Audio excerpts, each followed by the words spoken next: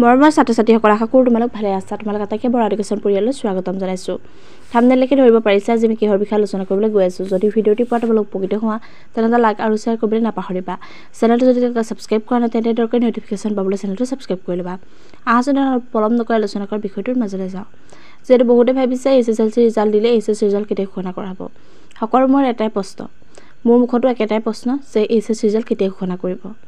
বহুতে কৈছে 20 তাৰিখে দিব, বহুতে কৈছে 21 তাৰিখে দিব, বহুতে কৈছে 22 তাৰিখে দিব, বহুতে কৈছে 25 তাৰিখে দিব। বিভিন্নজনৰ মুখত বিভিন্নটা ডেট আহিছে, কিন্তু এতিয়ালৈকে কোনো ধৰণৰ চৰকাৰী আপডেট অহা নাই।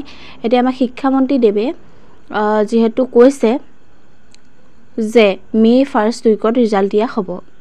তোমালোকে নিশ্চয় এই বাতৰিটো পাইছা। যদিও কোনোৱে নাই পোৱা তেনেহ'লে তোমালোকৰ বন্ধু বান্ধৱীৰ লগতো এই ভিডিঅ'টো শ্বেয়াৰ কৰা। তোমালোকে চিন্তা কৰিব নালাগে, তোমালোকৰ ৰিজাল্ট মে' মাহৰ 1st উইকত দিব আৰু তোমালোকৰ সকলোৰে যাতে ভাল হয় তাৰ বাবে মই ভগৱানৰ ওচৰত প্ৰাৰ্থনা কৰিছোঁ। তোমালোকেও ভগৱানৰ ওচৰত প্ৰাৰ্থনা কৰা। আজিলৈ ভিডিঅ'টো ইমানেই আছিল। ধন্যবাদ।